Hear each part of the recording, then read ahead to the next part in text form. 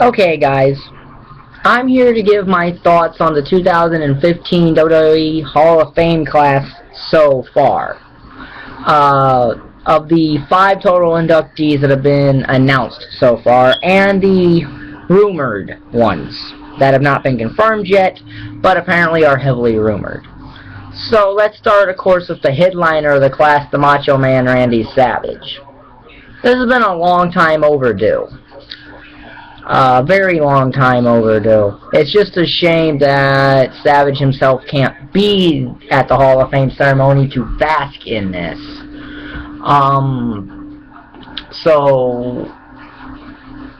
And with Hulk Hogan inducting him, I'm really fine with that because Savage's career is intertwined with Hulk Hogan, and you can't really say otherwise. So you can't really say otherwise because Savage's career is intertwined with Hulk Hogan. So, as far as who's going to be presenting or accepting for him, I imagine it'll be his brother Lanny Poffo. But I guess that's about it. Savage, I really don't know how you have a dead guy headline a class, though. As good as it is to see a Macho Man going in, I don't really know how you have a dead guy headline a class because he won't be there physically. So, it's kind of... Now, sure, I know people would prefer Ricky Steamboat to be inducting Randy Savage. I know there's people who would prefer that, but in a way, like I said, Savage and Hogan, their careers are intertwined more so than Savage and Steamboat, who really only had the one classic match at WrestleMania. So then there's celebrity inductee Arnold Schwarzenegger. There are better inductees for the celebrity wing than Arnold Schwarzenegger. I mean, there's Cyndi Lauper and there's Andy Kaufman. You know, Cyndi Lauper was actually a manager during the Rock and Wrestling Connection during the WWE's peak years. So there's that. There's her. You know, Andy Kaufman is really the first real celebrity that helped put pro wrestling on the map with his rivalry with Jerry Lawler. Schwarzenegger has only been on the WWE television twice. 3 times if you count the 2013 WWE Hall of Fame when he inducted Bruno Sammartino.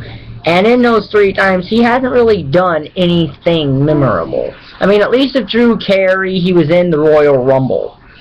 Yeah, he's still stupid, and he's still a stupid inductee.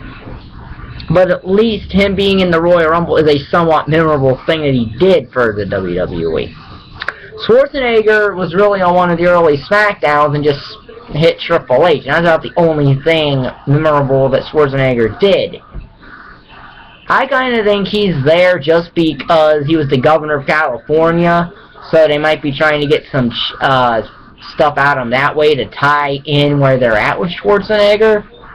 But honestly, I don't understand that. I've never really understood it. I mean, William Perry, yeah, he wrestled at WrestleMania 2 in that football player battle royal. Okay, Bob Uecker is the only celebrity to get 2 straight WrestleManias. Donald Trump's the only person who is responsible for the same city hosting 2 straight WrestleManias.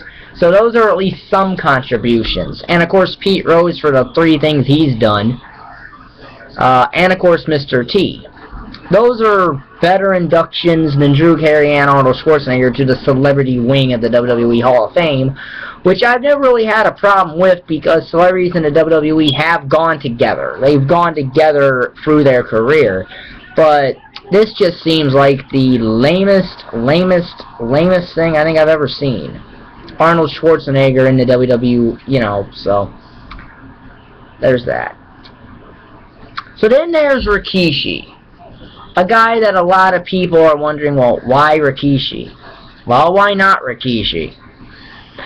You can't deny that In the year 2000, this guy was one of the most over guys in the company until the WWE made the very dumb decision to turn him heel. And on top of that, he did win the Intercontinental Championship and 2 tag titles in his WWE career. Not to mention everything he did outside of the company. And let's be honest, he's probably being inducted because of the Usos, who will probably be inducting Rikishi anyway.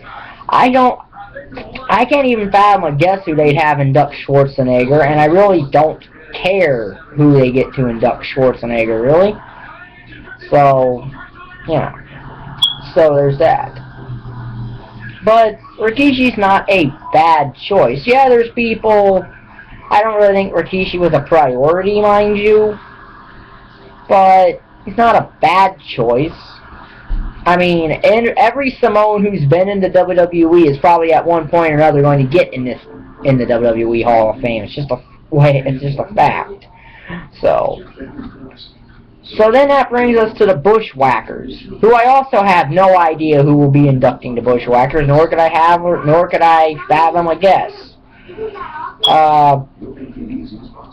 Unless they get Urkel and Carl from Family Matters to do it, which would be somewhat fun, just based on their most memorable episode that most people know them by. But let's talk about the Bushwhackers and why, because they're one of these teams that people are wondering, well, why are the Bushwhackers in here? Well, look outside of the WWE. And for people who argue, well, it's only for WWE accomplishments. No, the fact that guys like Vern Gagne, Abdullah the Butcher, Antonio Inoki, and people like that are in the WWE Hall of Fame, and Gorgeous George, who never worked for the WWE, tells you that it's individual wrestling accomplishments that put you in the WWE Hall of Fame. And the Bushwhackers, when they were the Sheepherders, were a very dangerous tag team. They were hardcore before the Dudleys and before ECW, and were one of the most feared tag teams in professional wrestling.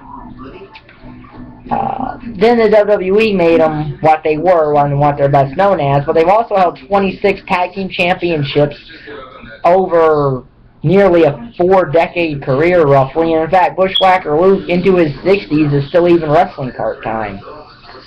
So now people bring up, well, they're going in over Demolition and the Hart Foundation. That should not be right. Well, I partially would agree with that, except for one problem. Well, number one, Demolition will not be in the WWE Hall of Fame, even if it's Smash and Crush, because Demolition Axe owns the rights to the character now. Owns the rights to the Demolition character now, and he does not like Vince McMahon. So unless he were to mend fences with Vince, Demolition's unlikely to get into the WWE Hall of Fame anytime soon. British Bulldogs. Well, Dynamite Kid has been on record to say he has no interest in being inducted to the WWE Hall of Fame, nor could he even attend the ceremony anyway. So that's why they're not there. The Hart Foundation, Jim Neidhart's in drug rehab, and the WWE has a rule that says that you have to be clean for a year before they can even consider you for the WWE Hall of Fame. You have to be out of drug rehab for a year before they'll even consider putting you in the WWE Hall of Fame. So that's why the Hart Foundation aren't there. So, as far as who did the Bushwhackers beat in the WWE, I grant you that. But they're also one of the most popular tag teams in WWE history. That can't be denied. And I think popularity should have a big part of the Hall of Fame as much as the next thing. Let's be honest, the Bushwhackers got away with being able to lick babies on the head, something no team would be able to get away with today. So, yeah. The Bushwhackers are kind of like Koko B. Ware in a way, because people say, well, Koko B. Ware can get into the Hall of Fame, anyone can. Well, the thing about Koko B. Ware is, again, you have to go outside of his WWE career and the popularity factor. Okay?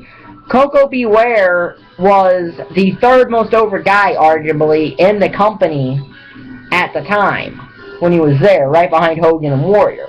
And in the time of Hogan and Warrior, for Koko B. Ware to be over as he was and as popular as he was says a lot. And I think that went a long way into why he was inducted into the WWE Hall of Fame. So, that's why that is. And then there's the induction we found out last night. And that is the induction of Alundra Blaze, or Medusa, as some people may know her. And again, it's one of those things, well, she's going in before some other people. And really, Luna's the only one that bugs me that she's not already in there at. That's the one that really bugs me. Because I think that Luna should have went in before Sunny, Lita, or Trish. But I'm not going to deny either one of those three should be in the Hall of Fame either. I think they all three should be. But it's a shame that Luna's not in there yet. And as far as Alundra Blaze or Medusa goes, she's a 9-time overall champion with 7 women's championships and a WCW Cruiserweight championship and at least one more women's title somewhere. Now granted, WCW was trying to make her a lot like Chyna in a way when they gave her the WCW Cruiserweight championship, but you can't take that away from her. She is still the first woman to hold the Cruiserweight championship, and only one other woman held that title, and that was Jacqueline in 2004. So, there's that. And really, there's no one, other than Luna, there's no one else you should put in before her, other than possibly Sable, but then again, Sable may not want to go into the WWE Hall of Fame. I mean, I've always been surprised that they re-signed Lesnar, that they never tried to get Sable into the WWE Hall of Fame at least once, or even if they did, she might have turned them down. We all know Triple H's reasoning for Chyna, even though it's probably more or so Stephanie just doesn't want her in there. So there's that. Elizabeth, I grant you that, but Elizabeth's family may not want her to be inducted to the Hall of Fame, so it's kind of like the Owen Hart situation. So that's the 5 inductions that we know, which brings us to a total of 6 actual inductees. Now there are at least 2 more rumored inductees, and 3 depending upon the site or where you hear it from. One rumored inductee is Ray the Crippler Stevens. Some people may want, well, who's Ray the Crippler Stevens? Well, Ray the Crippler Stevens was Pat Patterson's tag team partner in the AWA, and they won the AWA tag team titles a few times. That would be a very unique induction because it would be another guy who never worked for the WWE in any capacity in the WWE Hall of Fame, or at least as far as I know. Now, there is a rumor of, and the other rumor is Kevin Nash or Tatsumi Fujinami, depending who you ask. Nash will be a given because he'll be in there sometime. Because I think that when they get Hogan, Hall, and Nash all in there singly, they'll put the NWO in as a group. Then they'll get X-Pac in and Triple H in, and they'll put the Clique in, because they want to do that too, for some dumb reason. So, Nash will probably be a no-brainer. Tatsumi Fujinami, he's a legend in Japan, did a lot for Japanese wrestling. So, they may induct either Nash, they may induct any 2 of these 3, or all 3 of them. We really don't know. But those are just a few thoughts I have about this Hall of Fame class. I think it's shaping up to be a good class. It could be better, but then again, you have to keep in mind, in 2013, they really stacked that class. And it was a class that was going to be hard to top anyway. And they did a fairly good job doing it in 2014, but still not enough. See, that's the problem when you put a lot of huge names in one year. It leaves you hurting for headliners for the next year. So sometimes you have to put people in there to help fill the class out. So it's just one of those things. But those are a few thoughts I have about this subject. So if you like this video, like button is down there, subscribe button is down there, and thank you for watching. Bye.